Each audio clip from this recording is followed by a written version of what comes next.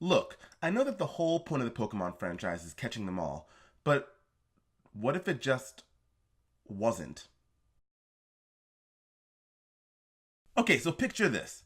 Imagine if Ash from Pokemon and all of his various travel companions didn't live in the Pokemon world, but instead lived in the Digimon Universe. For the sake of this video, let's just say that Ash and all of his friends live in the real world and that they are transported to the digital world to get Digimon. They're not Pokemon trainers turned Digimon tamers. They're people who have never known about Pokemon who are chosen to become Digidestined or Tamers. We're also going to be working with the V-Tamers canon, where Digimon digivolve permanently. So basically like the Digimon World game, where you raise Digimon all the way up to their Mega level, and then they die eventually, and you get an egg and you start over. I made up a list of all of Ash's travel companions, and I gave them Digimon based off of characteristics like their battle styles, their aesthetics, and their type matchups. So enough talk, let's get this thing started. Alright, so picking a Digimon for Ash was pretty easy. His main partner in Pokemon is Pikachu, of course, a little small electric rodent, and there aren't too many Digimon that fit that bill.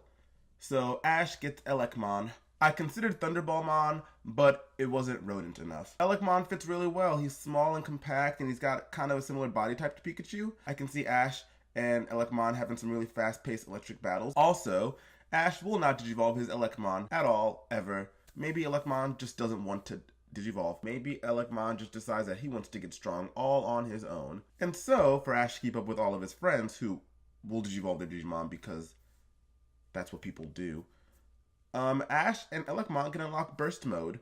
That's a thing that rookies can do. Masaru from Digimon Data Squad and his Agumon have unlocked Burst Mode. So if Elecmon is in Burst Mode, he can probably be about the same power level as a Mega level Digimon. So that's how Ash will keep up with his friends and still be a hero and save the world with his rookie level Digimon. I gave Misty Syakomon because I thought that a small clam-like Digimon would be really cool. Or is that an oyster? Is Syakomon a clam or an oyster? I have to look that up.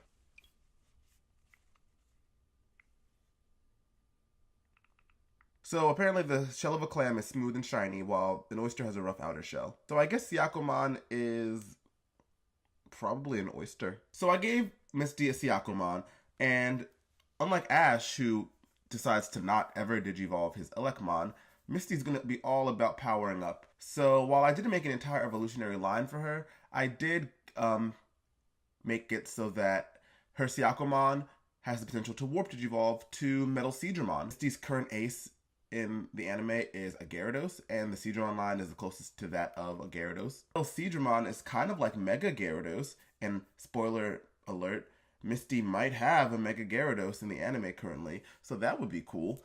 So picking a Digimon for Brock was kind of easy because he's a rock-type specialist and there aren't that many rock-based Digimon. So I gave him a Gatomon.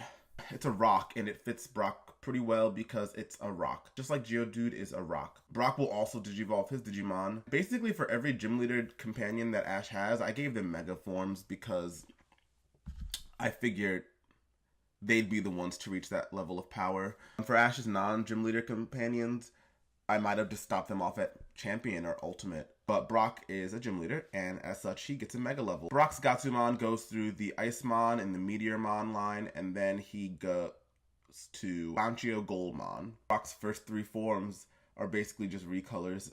Gatomon, Icemon, and Meteormon all look exactly the same. But eventually, they'll turn into a really cool Banchio-style Digimon in the form of Banchio Goldmon, and that'll be his Mega level Digimon. Picking a partner for Tracy was kind of hard because Tracy doesn't battle too much, and his Pokemon team is pretty varied. Meryl and Venonat are both used to find things. Venonat uses its eyes, and Meryl uses its great hearing. Originally it was like, maybe I can pick a mouse Digimon. Chumon didn't really seem to fit that well, so then I thought maybe I'll pick a Digimon that's good at finding things, like Searchmon or Monitormon, but that didn't really seem to fit either. So then I just decided to ignore Tracy's Pokemon team and just go based off of what Tracy's into. Tracy's an artist, so Omekmon Omekamon would be the perfect Digimon for him. It's, according to its backstory's flavor text, Omekamon was based off of the data on a particular animator's computer, and it became a Digimon. And he looks sort of like Omegamon, but he's like a chibi art creature. Omekamon has a giant colored pencil on his back, or that could be a crayon. But the point is he's an art-based Digimon, clearly. Tracy's an artist, so I feel like they're a good fit. For the purpose of him not out the gate having a mega-level Digimon, the rookie form of his Omekamon could be Toy Agumon, and eventually it could warp Digivolve into Omekamon. Picking a partner for Mei was actually surprisingly easy because there's a Digimon line that's just like Blaziken's line, or at least in my head, it's very similar to Blaziken's line. I gave Mei Chickchimon. Chickchimon's like a tiny little chicken Digimon, and he digivolves into a large fighting rooster eventually. So Chickchimon would eventually digivolve into Hyokomon, and Hyokomon very, very late on in this adventure would digivolve into Buraimon. Mei took a very long time to evolve her Torchic into a Combuskin, and an even longer time to digivolve Combuskin into Blaziken. I can see it taking her a very long time to unlock digivolutions of her Digimon.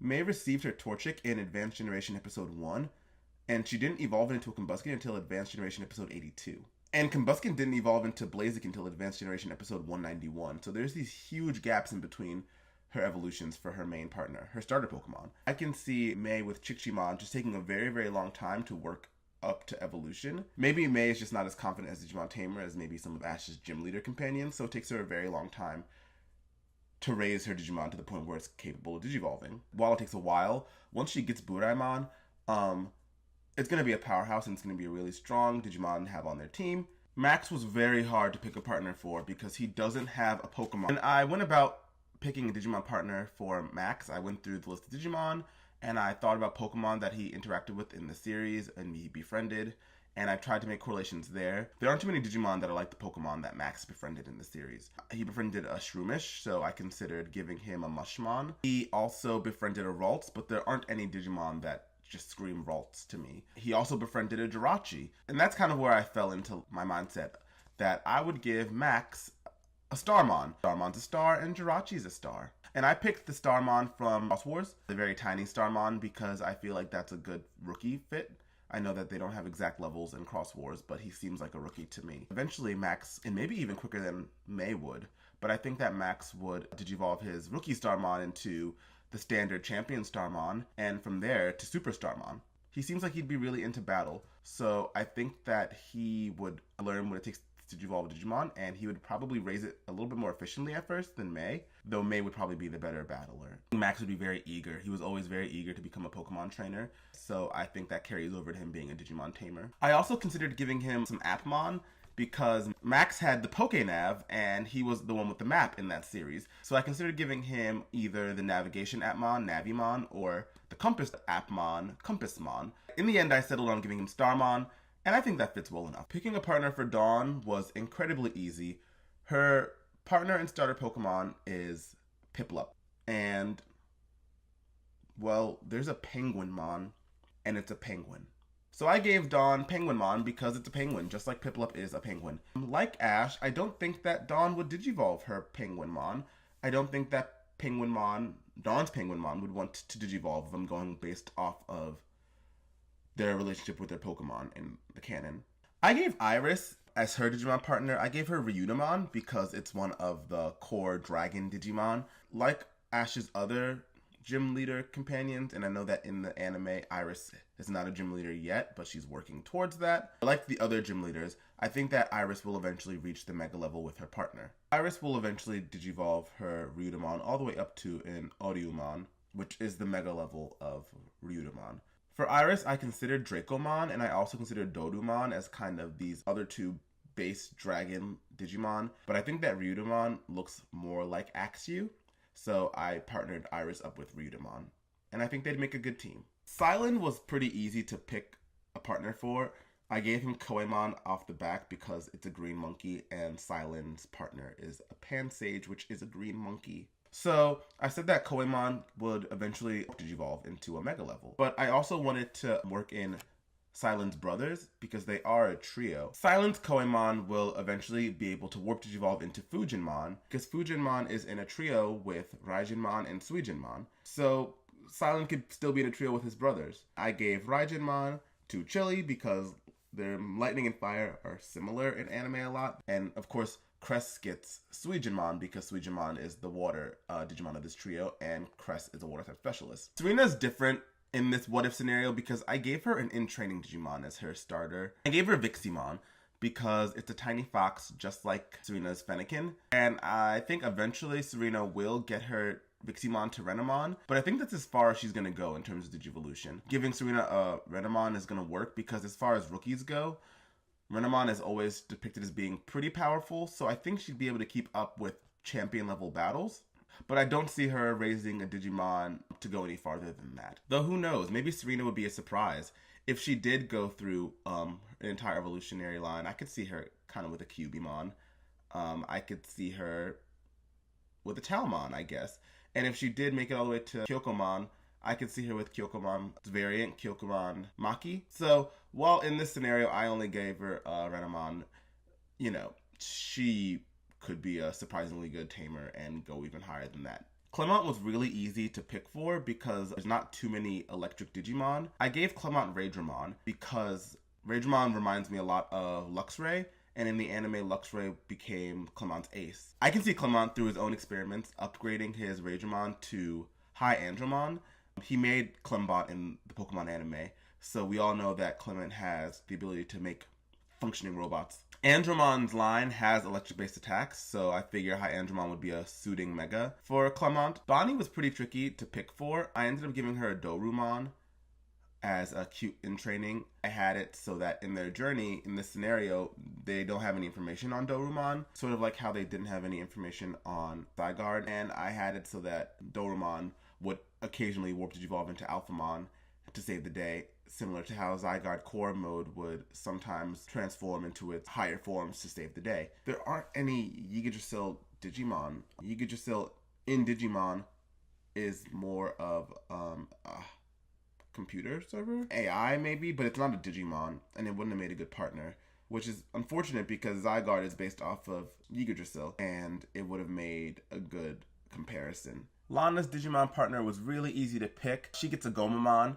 It reminds me a lot of her Poplio, and that Gomamon will eventually warp Digivolve into Plesiomon, which is one of the mega levels that Gomamon can reach. Kiawe gets Ancient Volcanomon, and that was really hard to pick because there's so many different Digimon that I think would have been awesome to go with Kiawe. I considered Jumbo Gamemon because it's a big turtle, really similar to his Tortinator that he has in the anime. The only thing is that Jumbo Gamemon uses one water attack. I still really like Jumbo Gamemon's design for Kiawe. I can see them battling really well together, but Kiawe doesn't use water, he uses fire. And because of Kiawe's relationship to Wella Volcano, I think that Ancient Volcanomon would go really well as a mega. Mallow gets Arurumon, which is a variant of Palmon. Mallow's Arurumon would eventually warp Digivolve to Lotusmon. I think that out of all the plant-based Digimon, that's the one that kind of fits Mallow the most. Sophocles was hard. I ended up deciding to go more with the design of his partner Pokemon in the anime, which is Togedemaru,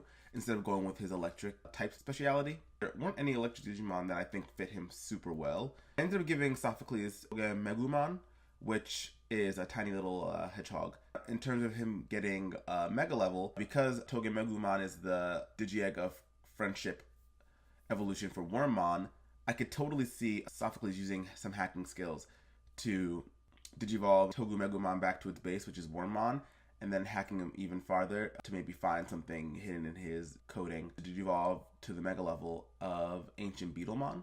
Ancient Beetlemon is the warrior of thunder, and it's one of the strongest insect Digimon, so I can see Sophocles Digivolving his Wormmon into that. Lily would get Yukimi Botomon, which is a small snowball Digimon, and I think eventually it would Digivolve into Snow Agumon. I think that Snow Agumon fits Lily really well because her partner in the anime is the Alolan variant of Vulpix, which is an Ice-type Pokemon. So what do you guys think? Do you agree with my Digimon partner matchups for the Pokemon characters? Leave your thoughts in the comments section below. If you like this video, I have some other Digimon videos that you might enjoy. I did a comparison video between It, the movie, and Digimon. I also did a video listing my top 10 Digimon. Thanks for watching. Wait, what about Ash's rivals?